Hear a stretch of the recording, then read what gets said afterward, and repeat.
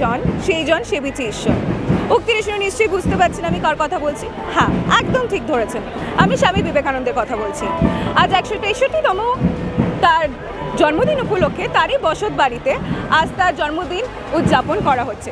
স্বামীজির বার্তা, তার উক্তি কিন্তু যুব সমাজের কাছে এক আইকন হিসেবে কাজ করে বলতে পারেন, কারণ আজকের দিনে দাঁড়িয়েও কিন্তু মানে তার উক্তি, তার বার্তা কিন্তু যুব সমাজকে আকৃষ্ট করে। আজকে কিন্তু এখানে দাঁড়িয়ে আমরা দেখতে পাচ্ছি বিপুল সংখ্যক মানুষ কিন্তু এখানে এসেছেন তার জন্মদিন উপলক্ষে তাকে স্মরণ করার জন্য তার বসত বাড়িতে। তাকে আজও মানুষ মনে রেখেছেন, কারণ তার উক্তি, তার কথাবার্তা আজও আমাদের মন ছুঁয়ে যায়। আমরা এখানে দেখানোর চেষ্টা করব, জানার চেষ্টা করব যে এখানে কী কী কর্মসূচি রয়েছে। সঙ্গে থাকুন, সাথে থাকুন।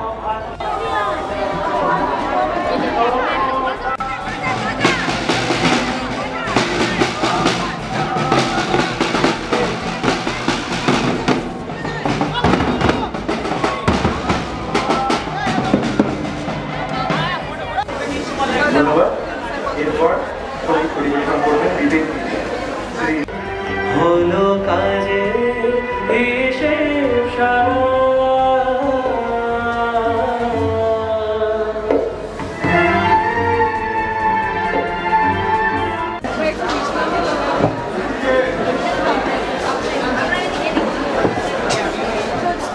আজকে আপনাদের কী কী কর্মসূচি রয়েছে, মানে স্বামী বিবেকানন্দের জন্মদিন উপলক্ষে যদি একটু বিস্তারিত বলেন।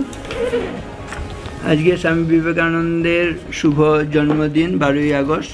জাতীয় যুব দিবসের অনুষ্ঠান ভোর থেকে শুরু হয়েছে স্বামী বিবেকানন্দের জন্মস্থানে।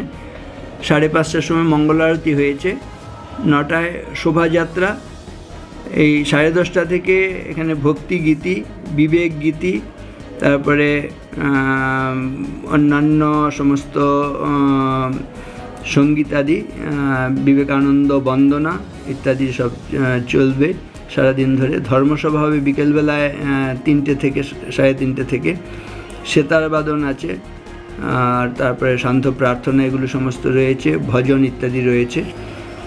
এই মূলত আর কি আজকের কর্মসূচি। এটা চলবে 21 তারিখ পর্যন্ত। এর মধ্যে শিক্ষক সম্মেলন হবে, যুব সম্মেলন হবে, আর ইজেডসিসির মাধ্যমে কিছু সাংস্কৃতিক অনুষ্ঠান হবে। এখানে এক্সিবিশনের আয়োজন করা হয়েছে, প্রদর্শনী হবে, চিত্র প্রদর্শনী, এগুলো দিয়ে আমাদের প্রায় 21 তারিখ পর্যন্ত, আজকে 12 থেকে 21 তারিখ পর্যন্ত অনুষ্ঠান চলবে। আজকের দিনে দাঁড়িয়ে যুব সমাজের মধ্যে স্বামী বিবেকানন্দ ঠিক কতটা প্রাসঙ্গিক বলে আপনি মনে করেন? যতদিন পর্যন্ত আমাদের জীবনে দুর্বলতা থাকবে, অনৈতিকতা থাকবে, অধর্ম থাকবে, হাহাকার, ক্রন্দন, অশিক্ষা, কুসংস্কার এগুলো থাকবে, ততদিন পর্যন্ত স্বামী বিবেকানন্দ প্রাসঙ্গিক। কারণ স্বামী বিবেকানন্দ এগুলোর বিরুদ্ধে, এগুলো উচ্ছেদের জন্য চেষ্টা করেছেন এবং একটা সুস্থ সমাজ গঠনের জন্য চেষ্টা করেছেন। তিনি তার রামকৃষ্ণ মিশন প্রতিষ্ঠা করে বলছেন জীবনের উদ্দেশ্য কি না, আত্মনো মোক্ষার্থম জগদ্ধিতায় চ। ঠিক এইভাবে সমারোহে পালিত হচ্ছে স্বামী বিবেকানন্দের জন্মদিন তারই বসত বাড়িতে। আর কিন্তু শুধু তার বসত বাড়িতে নয়, তার জন্মদিন পালিত হচ্ছে রাজ্যের বিভিন্ন জায়গায়, বিভিন্ন প্রান্তে, বিভিন্ন অনুষ্ঠানের মাধ্যমে রাজ্যবাসী তাকে স্মরণ করছেন তার জন্মদিনের দিন।